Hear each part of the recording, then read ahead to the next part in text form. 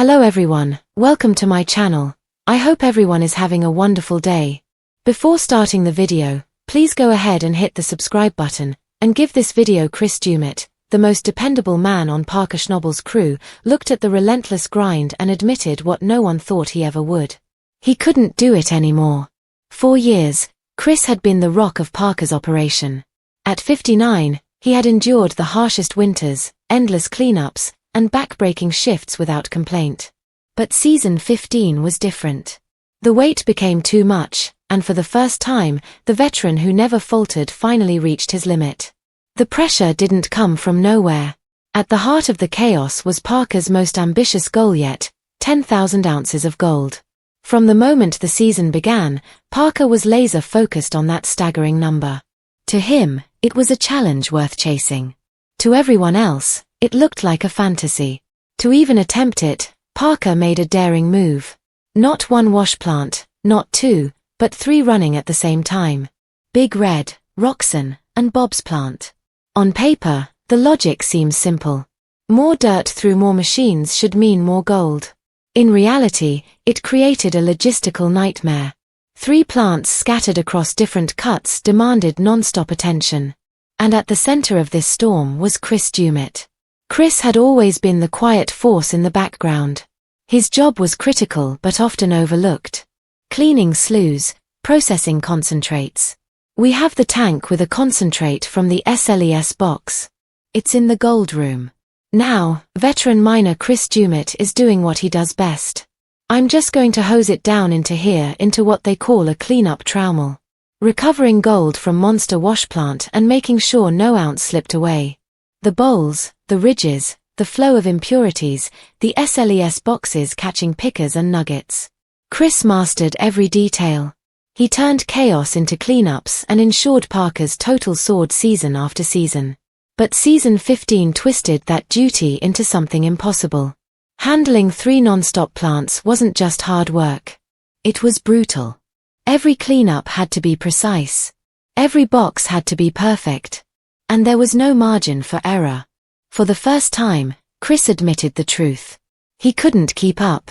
With two plants, he said it might have been possible, but three scattered across different sites. It was beyond what even he could manage. For a man known for never complaining, the admission was shocking.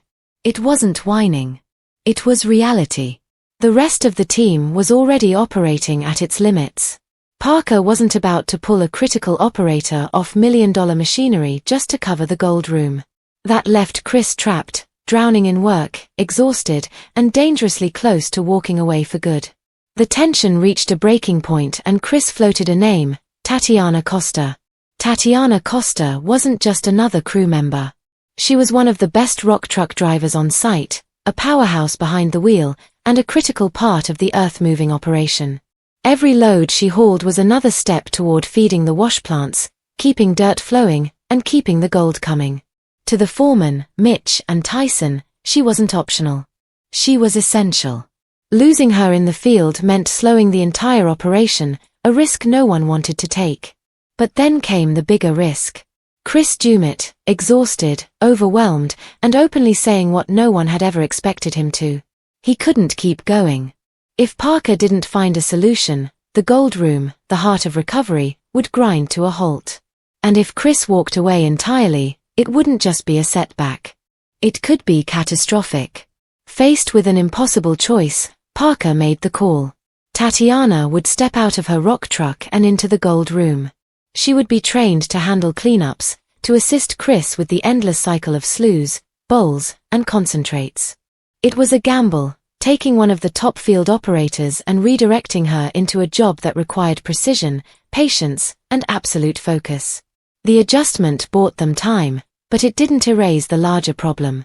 The Yukon air hung heavy with the unspoken question. Had this move come too late? Would a single helping hand be enough to save Chris from breaking entirely? Or was it simply delaying the inevitable? To understand the weight of Chris's breaking point, you have to know his story. Unlike Parker, he wasn't born into mining. He was a carpenter by trade. His first connection to the industry came almost by accident, building cabins for Todd Hoffman's crew. But the Klondike has a way of pulling people in. One job led to another, and soon Chris was kneed in mud instead of sawdust. Surprisingly, he had a knack for it. Calm under pressure, sharp with mechanics, relentless in work ethic, Chris proved himself where many outsiders would have failed. Mining, he discovered, was more than just turning on a machine. It was science. Every flow, every adjustment, every calculation mattered, and Chris had the mind for it. By season 4, Chris had joined Parker Schnabel's young crew, and everything clicked. He became the anchor in the gold room, the man Parker trusted most with the final and most crucial step. Year after year, Chris's meticulous work helped Parker smash records. This drum has a screen in it. Materials dropping down through a strain of the centrifugal bowl. The bowl has ridges in it. And as it's spinning, the gold is being cast up into those ridges and being captured. Behind every milestone haul was Chris, ensuring recovery rates stayed among the best in the business. Without him, Parker's numbers would have been far lower. But Chris wasn't just a worker. He was the glue holding the crew together. Parker's intensity and sky-high expectations often created a pressure cooker atmosphere. Tempers flared, stress built, and through it all, Chris's humor, calm voice, and steady hand de-escalated conflicts before they tore the team apart. He was more than an employee. He was a mentor, a confidant, and an advisor. In mining, the gold room is unforgiving. One mistake, one miscalculation, and thousands of dollars could be lost in tailings forever. Chris had mastered the delicate art, ensuring Parker's empire stayed profitable. That's why his breaking point hit so hard. Because this wasn't just about one man getting tired. It was about the foundation of Parker's entire operation showing cracks. The season's final total proved just how high the stakes were. 77,381 ounces, enough to set the team up for years to come. But as Parker thanked his crew, the reality lingered. Doumit had carried them through, but at a cost that was becoming unbearable. Now the question wasn't whether Chris could keep going, it was whether he wanted to. And for fans who had watched him for years, the thought of a gold rush without Doumit was most unthinkable. Parker Schnabel didn't wander into mining by accident. He was born into it.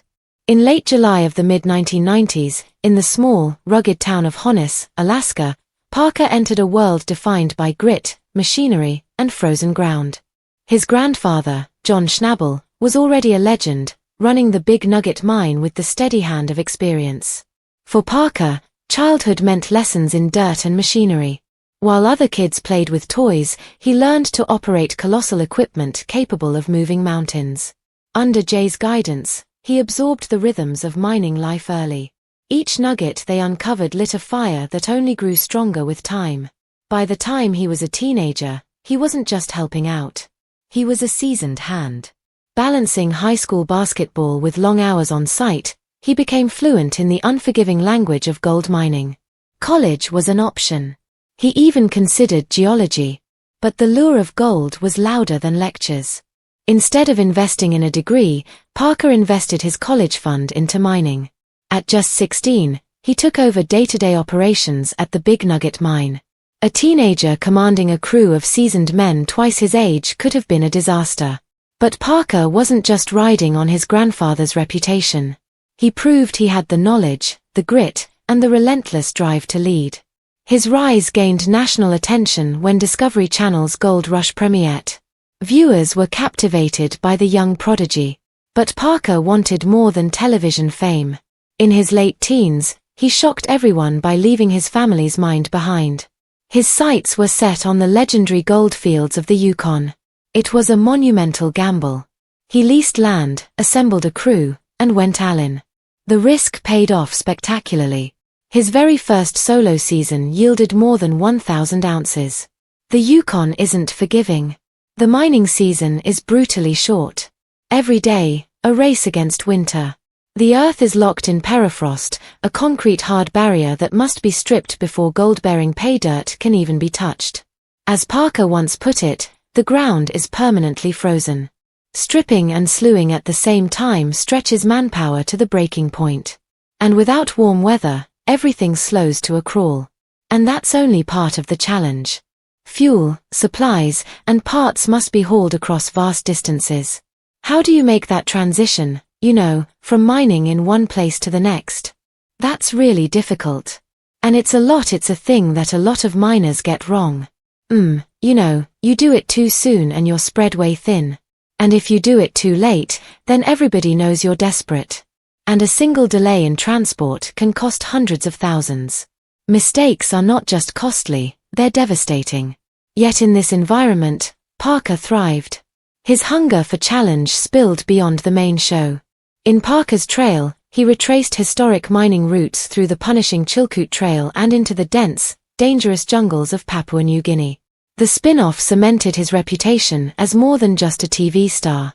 He was a miner chasing legacy, pushing himself into some of the harshest environments on Earth. But relentless ambition comes at a price.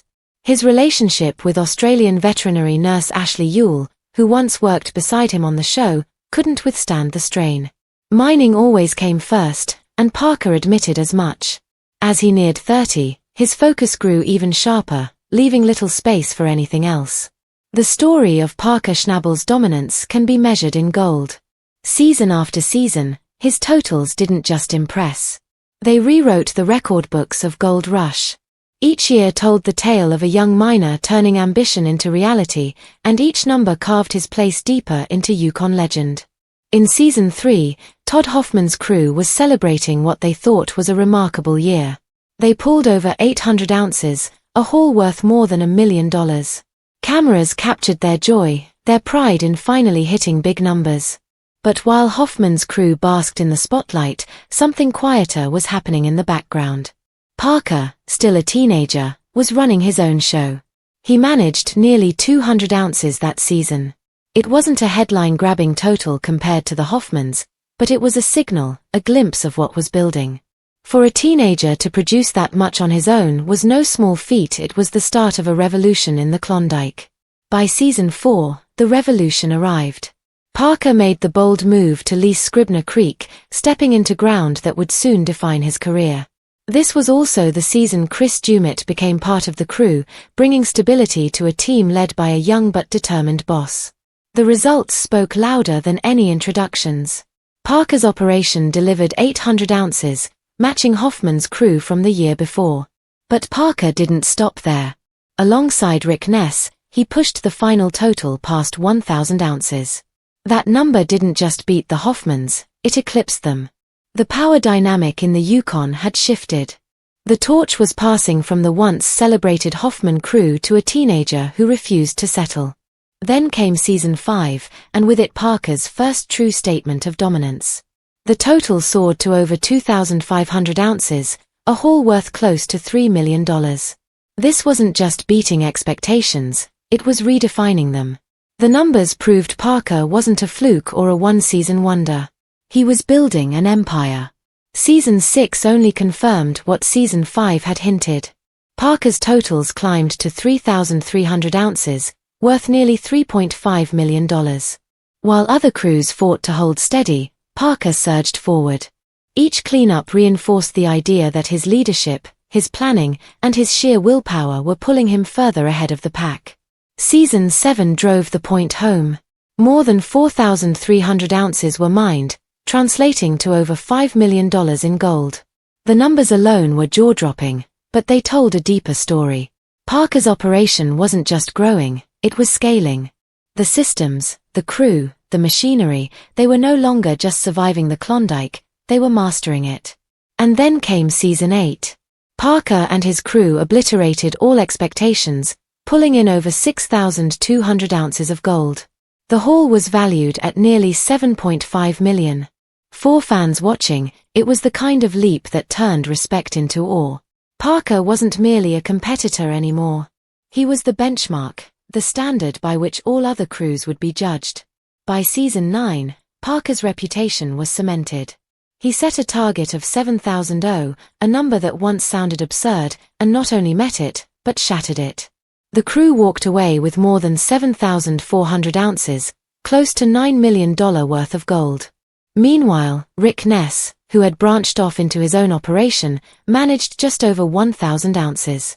Respectable by most measures, But compared to Parker's monster season, it underscored just how far ahead Parker had climbed. This wasn't luck. It was leadership, discipline, and an unrelenting drive to win. Season 10 showed another side of Parker. The ounce total dipped slightly from the year before, but the value of gold had risen. Even with fewer ounces, Parker's haul brought in more than $10 million. It proved something important. Parker wasn't just a miner. He was a strategist. He reinvested his earnings year after year, buying better equipment, securing ground with lower royalties, and even traveling as far as Australia to study new techniques. He wasn't just digging.